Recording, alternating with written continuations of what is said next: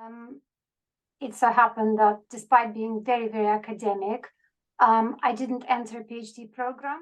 There was, economic difficulties in my country, which was at the time Soviet Union.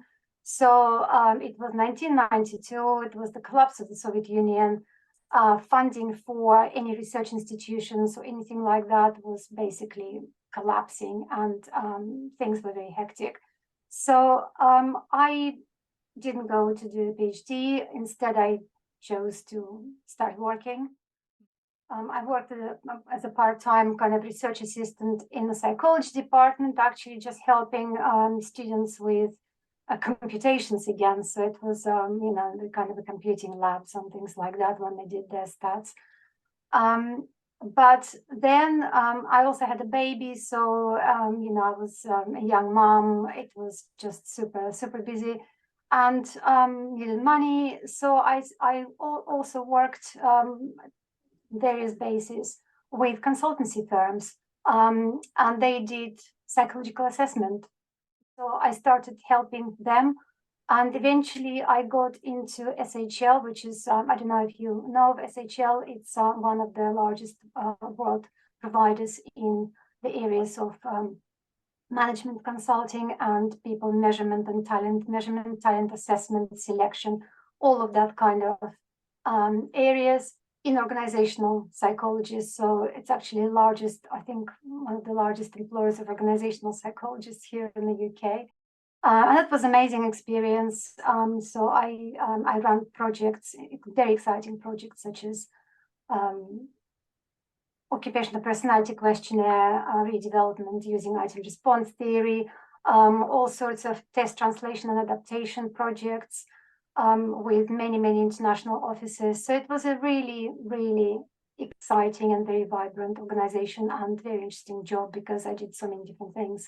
So my practical and industry experience actually drove many research questions. So that's how I then decided to do a mid-career break. I was already 40 years old at the time, and I decided to go in academia. So I did a PhD. I finished it at 40, which is also probably pretty unusual, but it's never late, really.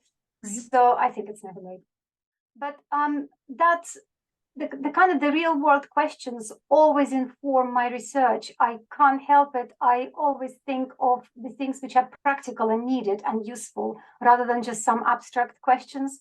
I always ask questions which I know my contacts and colleagues in the industry are really looking for. They're really looking for answers, they're looking for solutions. And these are the things I've been researching. I see so many really talented young researchers when specifically when I peer review articles, and many really talented people start, for instance, I don't know, with some simulation studies, which are very popular in our discipline, and they're really rigorously performed and they excellently programmed and designed and everything, but then you start questioning it and saying, but why did you come up with these particular conditions? Those never really used in practice. What is used in practice is X, Y, and Z. Like those conditions are very foreign to, to anybody who is in that area. People say, well, we never use that. We'll use that instead. So it's so useful to actually understand the context you work with. My path in research methods is quite unusual because unlike many psychologists and social scientists who kind of pick up that interest and started doing methodology, I'm kind of the opposite because my first and my master's degree were in mathematics. So for me, I studied calculus, algebra, mathematical statistics, numerical computational methods, etc. So for me, that wasn't, that was given. That was what I wanted to do from school, from actually quite early age, because I guess I was quite good at it. So for me, the question was different. The question was not what interests me in methodology. The question was what application areas to choose, where to apply all of that knowledge.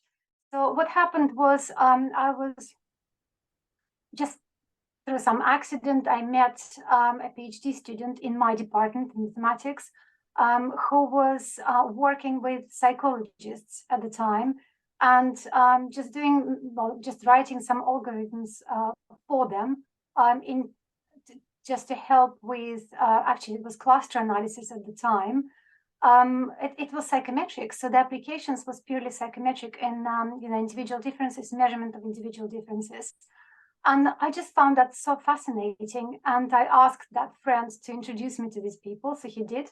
And I started working with them as well. And I was only in my stage 3, in my 3rd year of university, and I spent 5 years in my, it was kind of a joint master's degree. So basically, I started working with them really early, and I never looked back. That was it. That was love from first sight. In psychometrics, I found the applications also interesting. So that's what initiated that interest.